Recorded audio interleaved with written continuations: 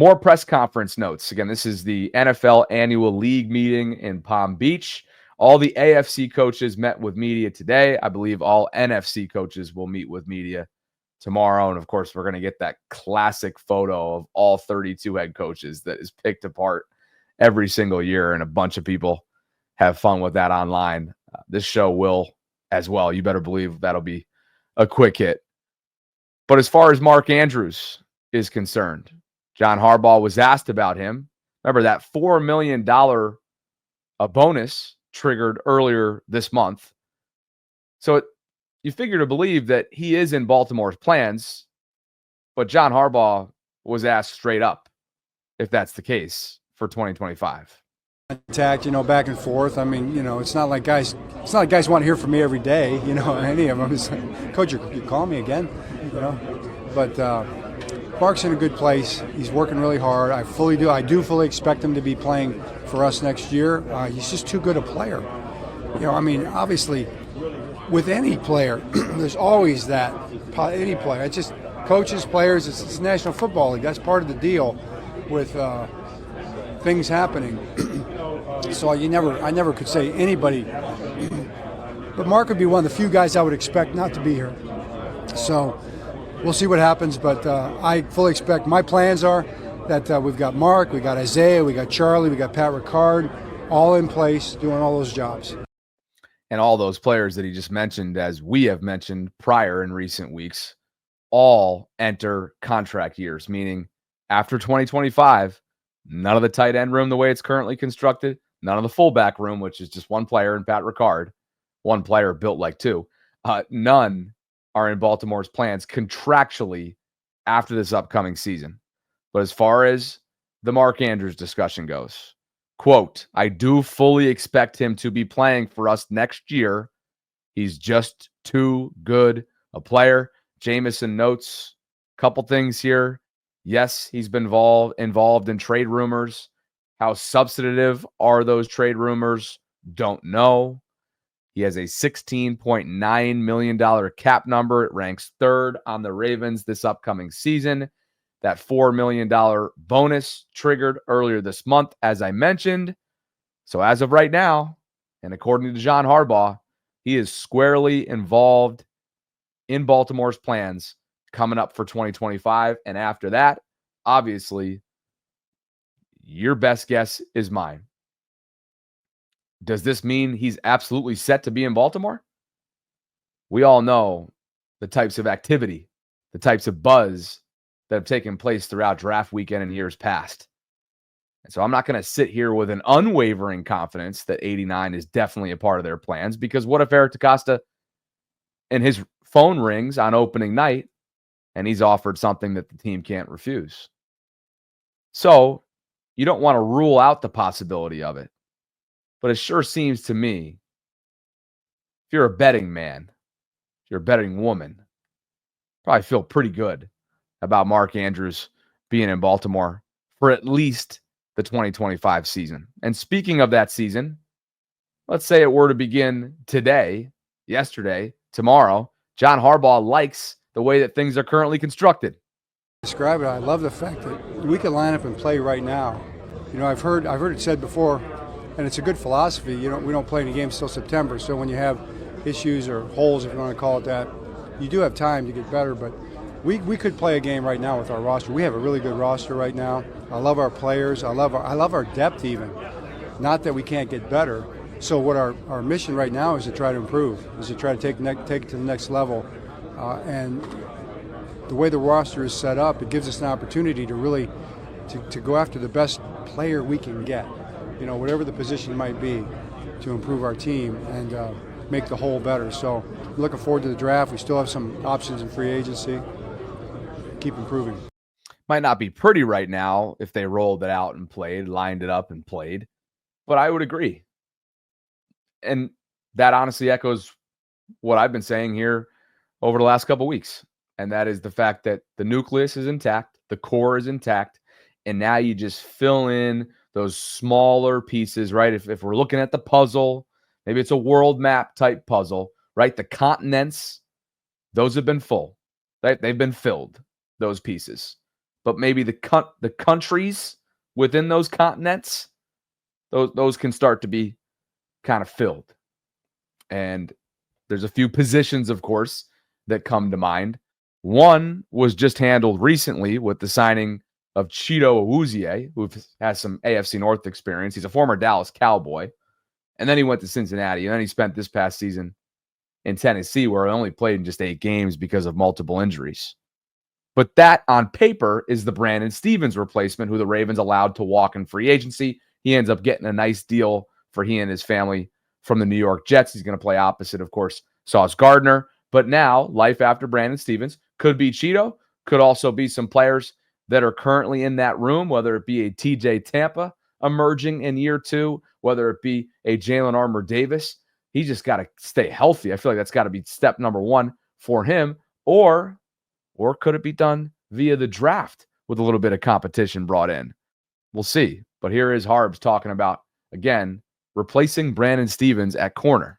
Needing a corner, but we got Cheeto, and that was a huge signing for us. So, and he's been one of the highest ranked corners when he's been healthy.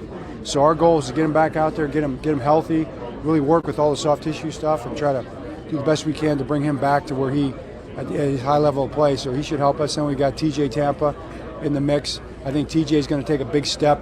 Health is big for him too. And then Jalen Armour-Davis is another guy with the health.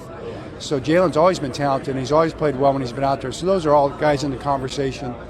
And then our Darius, Darius can drop down into the nickel spot. So we've gotten answers. We could definitely add a guy in the draft too. So, all right. So again, nothing crazy about that. Our Darius Washington technically could be plucked here in the next few weeks leading up to the draft because of the way that they handled that situation with his tender. But I think they feel pretty comfortable with the business decision that they made, understanding the market, understanding our Darius's injury history, understanding our Darius's undersized stature. That doesn't mean that he won't be a very valuable piece to them in 2025. It's just a matter of, and really the reality, the harsh reality of business in the National Football League. He also mentioned that he loves the idea, as most of us do, using Marlon Humphrey inside, right? We know that as a slot corner, Marlon, you can put him up against anybody in the league. And while he can do both, play outside and inside, watching what he does in the slot, the physicality, right? The vision, the way that he sees the field, and the way that he can close on the football, and not to mention the ball skills that come with that, right? And the ability to take on bigger players. I just think it's second to none when you look around the league. Match him up with anybody. Marlon's going to respond when he's playing inside. There's no question about that. Now, speaking of responding, I'll be really curious what a third-year player like Trenton Simpson is, their former second-rounder out of Clemson, how he responds to his demotion, to his benching a year ago.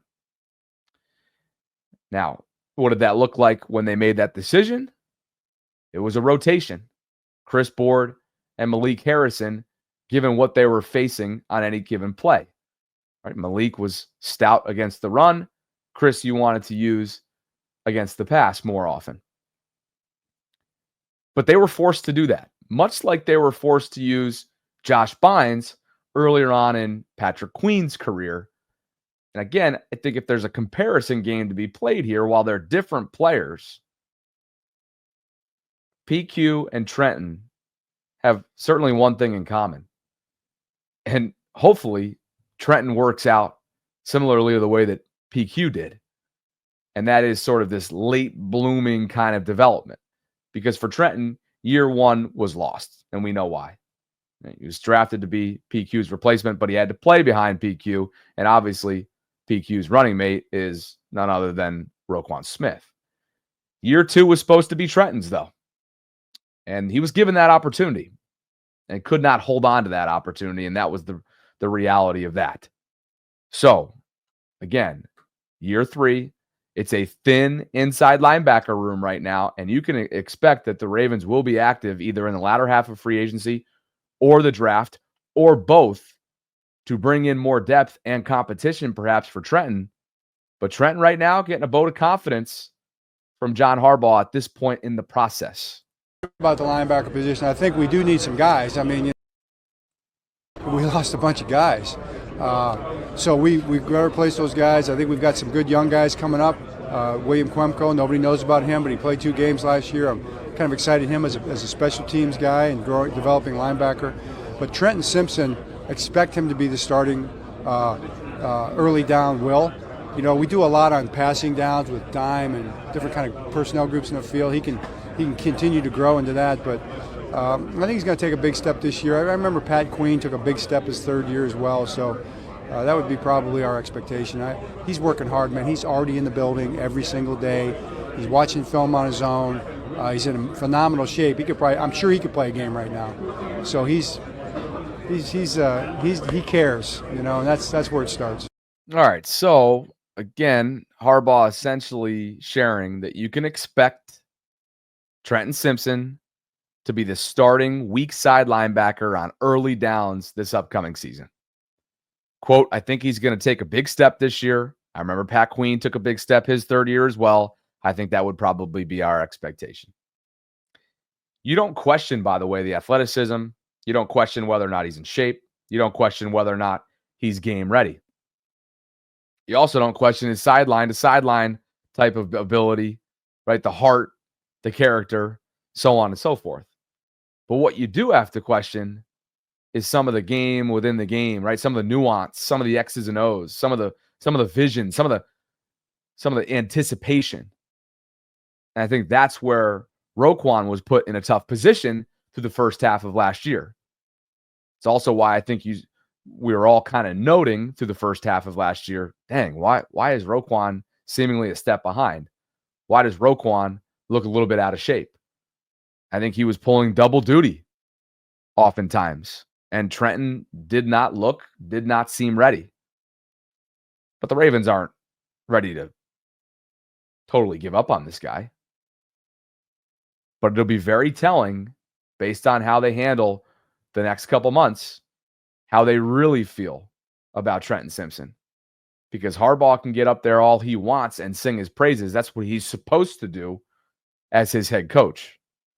But the way that Eric DeCosta is supposed to act, right, through team building, and I will expect him to act, will ultimately tell the story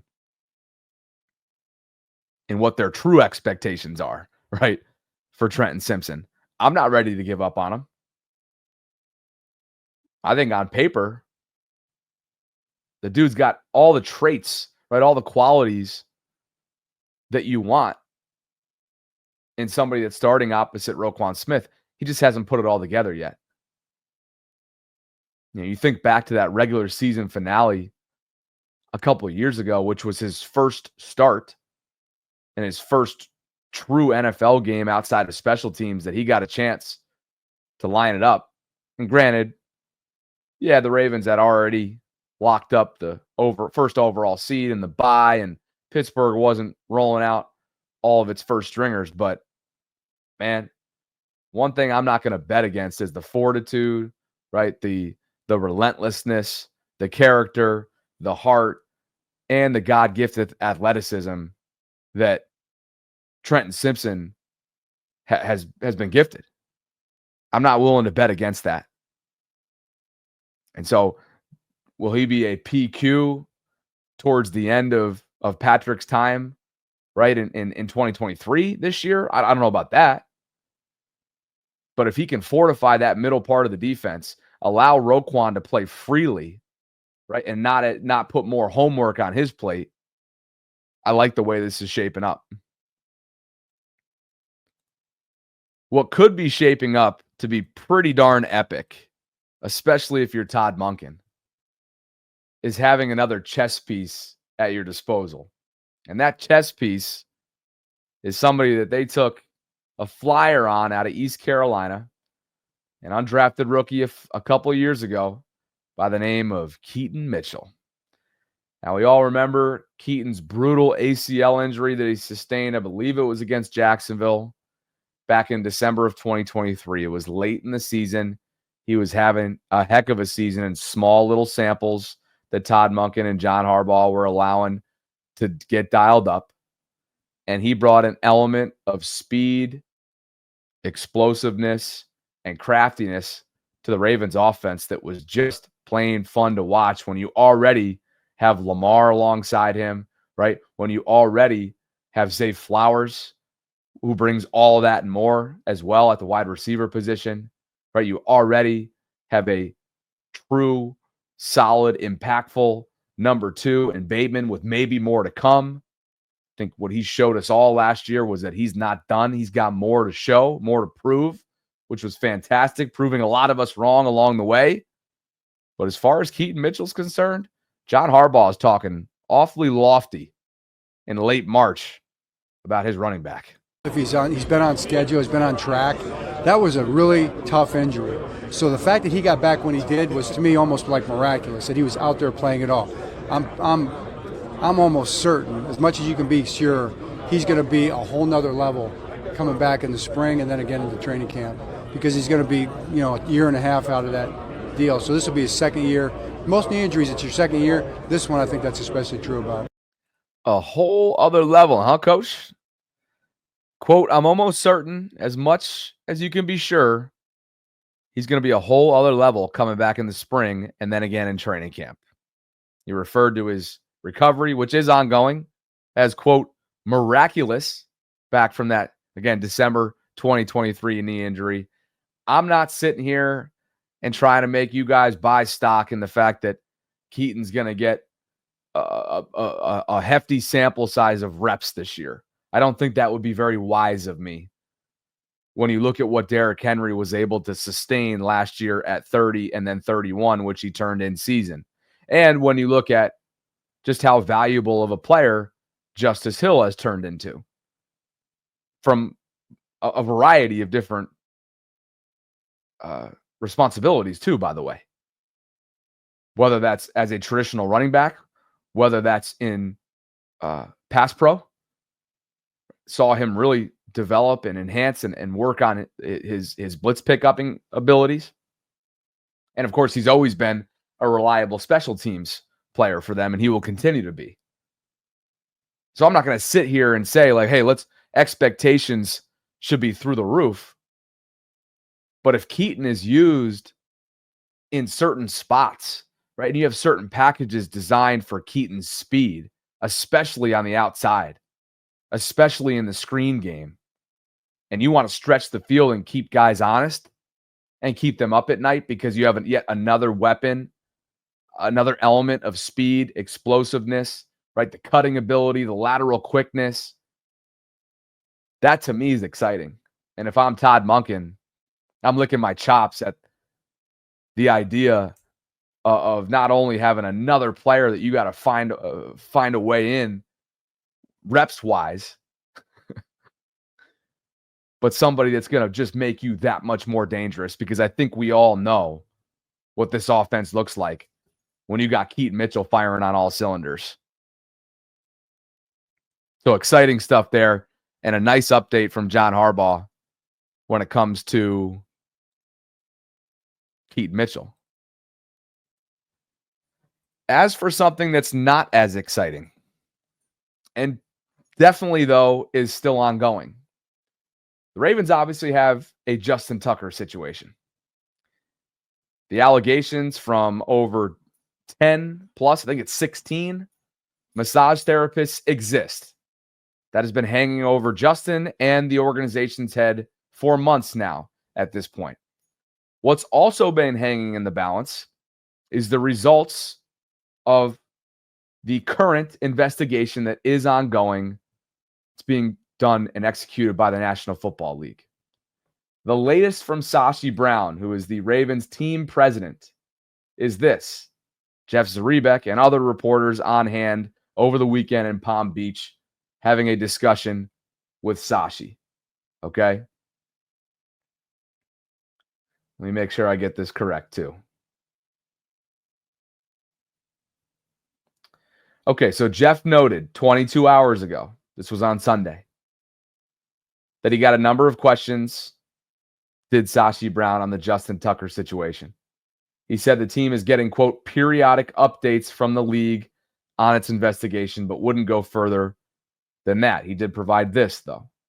The nature of these allegations we take very seriously. These investigations do take time. We want to make sure we have a great understanding, an extra understanding of the facts.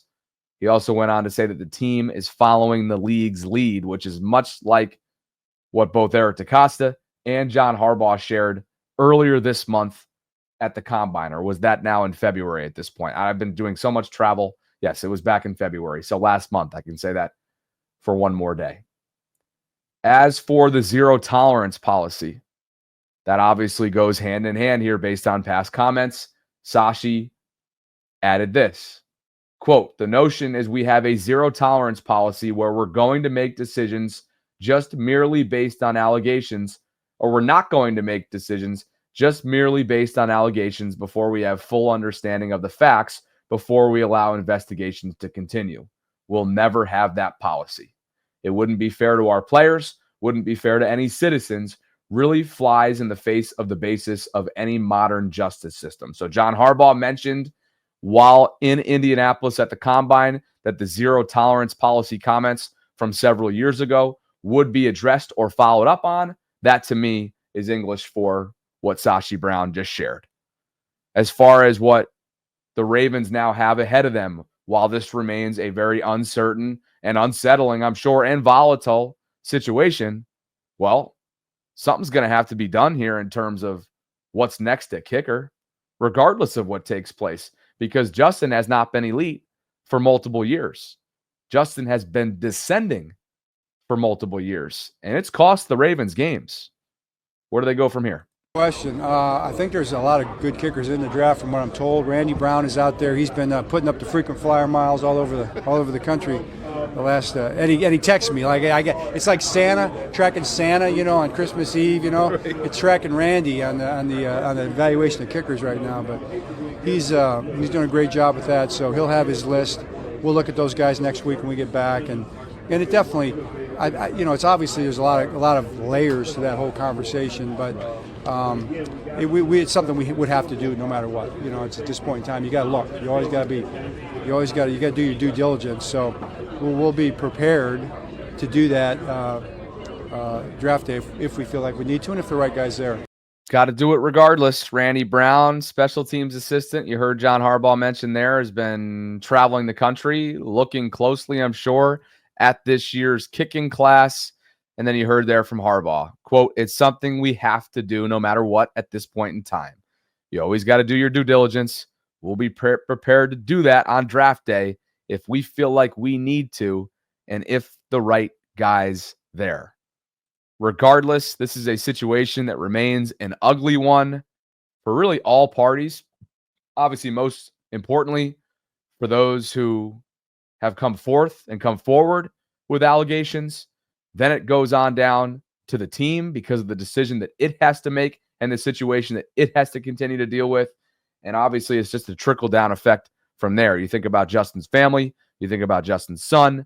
You think about just everybody involved with what's become really a saga this offseason for the Ravens. That is the way that John Harbaugh handled that. Appreciate you guys for being with me. Sarah will be back tomorrow, pending weather, I suppose. Knock on wood for her. She's had some cancellations, some delays, trying to make her way back from spring break down in Florida. I appreciate you guys for being here. Happy opening day to those of you who celebrate the Orioles and Red Sox. First pitch at 2:35 this afternoon, which is under 2 hours away. Look forward to getting over to the ballpark. Hope to see you guys over there, perhaps. Got some other notes and some takeaways from John Harbaugh's press conference earlier this morning from the annual NFL League meeting. And for the first time, he spoke about the new Ravens wide receiver who they brought in via free agency several weeks back earlier this month, and that is DeAndre Hopkins.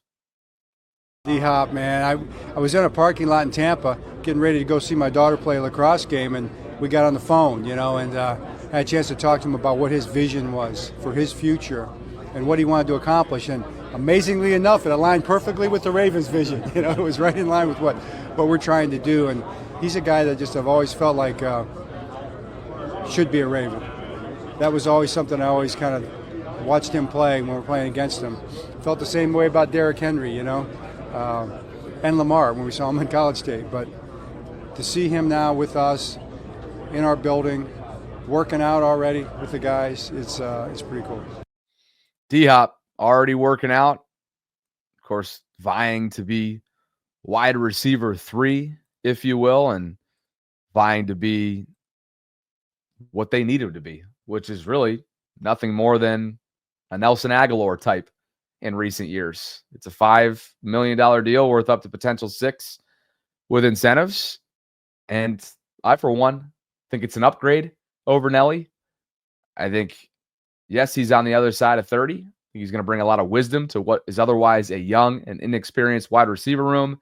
And it's a low risk, medium to high level reward. I will continue to believe that until something steers me in a different direction come season time.